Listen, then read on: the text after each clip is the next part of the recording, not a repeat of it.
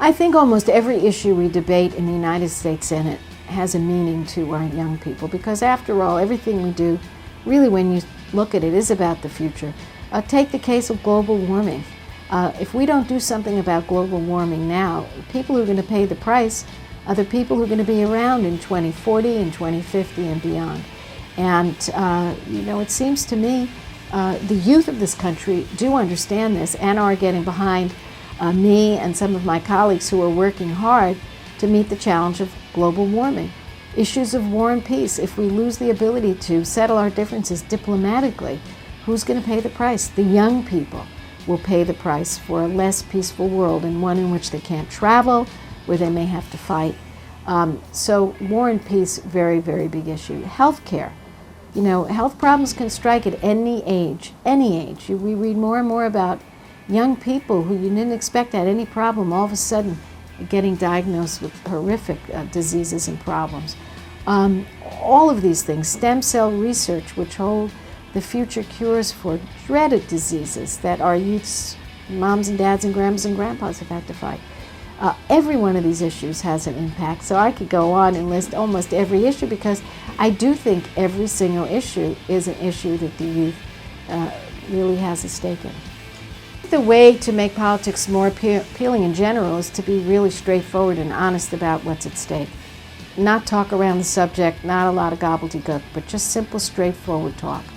And I think that will, cut through the cynicism that so many young people have. But I also think more young people running for office, at the city council level, at the board of supervisor level. I mean, I was in my 30s when I first ran.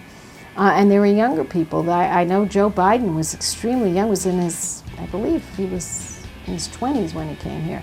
So the fact of the matter is, more young people running, I think, will have a real impact on other young people, and I encourage it. So many people don't vote, and that includes so many of our young people. And I think there is a huge disconnect. They don't get the connection between who's sitting in the Senate and the House and in the presidential Oval Office with their own lives. And I really think it's because people are so busy these days, they have so many things. But you don't have to look much further than the Iraq War to understand how important it is. We can't change the Iraq War until we have enough people in the House and Senate that will bring it to a close. We can't do it until we have a president who will bring it to a close. I mean, that's just one clear example. Global warming is another. This is the challenge of our generation. And it is going to have huge impact to the young people. And yet, some young people say it doesn't matter who sits in the Senate. It's not true. You have senators who understand this issue. You have senators who don't. You have senators who will stand up and fight to meet the challenge. You have senators who won't. So I think, and I hope, the tide is changing. I think with the new tide of young people coming of age, it seems to be, and I hope I'm right, that they are changing, that they understand their freedoms, their rights, and their very future depends on their vote. And to say that it doesn't matter is just, I think, a cop-out. I think your life depends upon who sits in the Senate. Your very life, your very quality of life.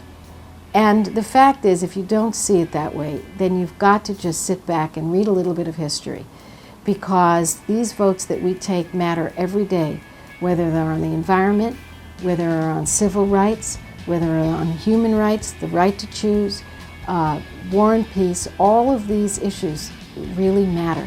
And so it doesn't take much to understand that, and I hope that you will.